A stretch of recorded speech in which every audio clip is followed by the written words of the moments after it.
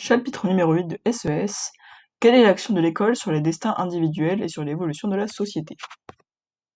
Partie numéro 1. Comment les objectifs de l'école dans les sociétés démocratiques ont-ils évolué depuis les années 50? Vous montrerez que l'objectif de l'école est la transmission des savoirs scolaires. En effet, en 1882, on a l'instruction obligatoire. En 1860, on a l'école mixte. Et l'école, ça sert à transmettre les valeurs de la République, liberté, égalité, fraternité. Selon Alexis de Tocqueville, il faut créer une société démocratique. C'est en créant l'école qu'on crée une société démocratique. Vous montrerez que l'objectif de l'école est l'égalité des chances. En 1950, l'objectif de l'école, c'était la transmission des savoirs. En effet, il n'y a que 5% des élèves qui obtiennent le bac. Durant les années 60, on a une rupture avec des taux qui sont plus élevés, avec plus de 15% de bacheliers. L'école, ça devient un ascenseur social, on a plus de... Enfin, l'école, ça passe d'une transmission des savoirs à plus d'égalité des chances. Et on le voit aussi parce qu'en 1968, il y a le bac technologique qui est créé, en 1985, le bac pro. L'école, ça devient un symbole d'égalité, de méritocratie, et du coup, quand même un ascenseur social, comme je l'ai répété. Vous montrerez les outils utilisés pour mesurer l'évolution de l'accès à l'école. On a le taux de scolarisation, c'est les individus scolarisés sur l'ensemble des individus de cet âge-là. Ensuite, on a le taux d'accès à un diplôme, c'est les diplômés sur tous ceux qui ont essayé d'avoir le diplôme, et le taux d'accès au bac, c'est exactement pareil en fait. Vous expliquerez que la massification de l'enseignement, c'est égal à la démocratisation scolaire, donc l'égalité des chances. On constate une forte massification avec 80% de réussite au bac et 98% d'élèves de 11 ans scolarisés aujourd'hui. Mais on a une démocratisation ségrégative, car durant la massification scolaire, avec les bacs techno et pro, des différences sont apparues avec le général. En effet, on considère même aujourd'hui que un bac général, c'est mieux vu qu'un bac pro ou un bac techno. Parce qu'il y a plus d'opportunités et tout. Alors que c'est pas forcément vrai. Permettre une plus grande massification scolaire rime-t-il avec une plus grande démocratisation scolaire? La massification scolaire, c'est le max d'élèves qui ont accès à l'école. Le but, c'est d'avoir genre 100% de scolarisés et 100% de gens qui ont le bac, mais la démocratisation, c'est que tous les élèves ont la même opportunité de faire les mêmes études. La massification veut que tout le monde ait au moins, par exemple, le bac, mais pas forcément préciser que tout le monde ait les mêmes chances d'avoir un bac général ou les mêmes chances d'avoir un bac techno, tout ça. Dans la réalité des choses, on peut pas permettre à tout le monde d'avoir un bac général parce qu'ils n'ont pas les mêmes capitaux culturels, tout ça, tout ça. Grande 2, partie numéro 2.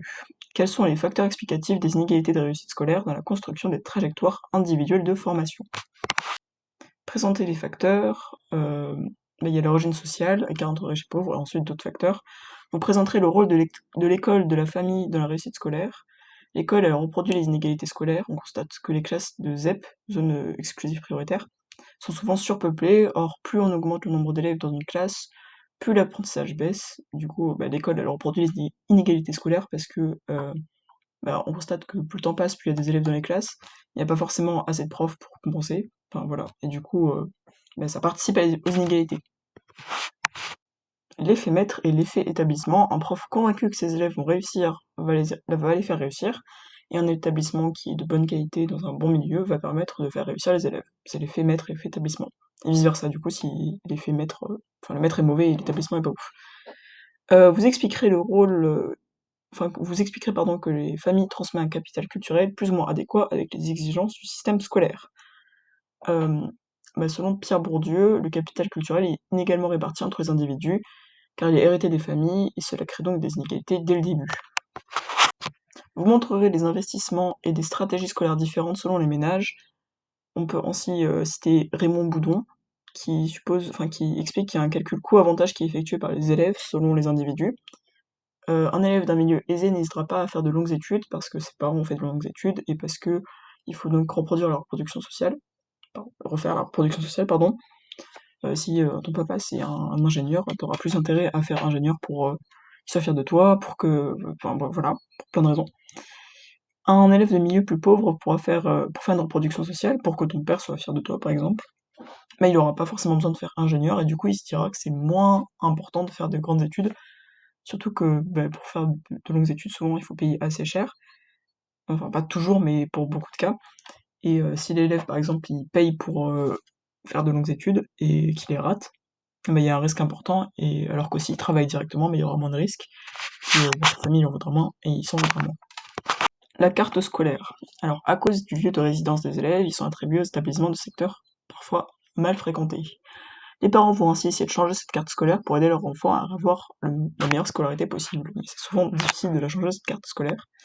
Je suis la preuve, j'ai pas eu le collège que je voulais, mais au final ça change absolument rien sur moi. Je pense que si j'avais eu le collège fourni, il y aurait aucune foutue différence. J'aurais juste pas eu les mêmes potes. Vous montrerez que parfois on observe des situations de réussite paradoxales, des parents illettrés qui prennent très à cœur la scolarité de leur enfant et ses enfants réussissent scolairement.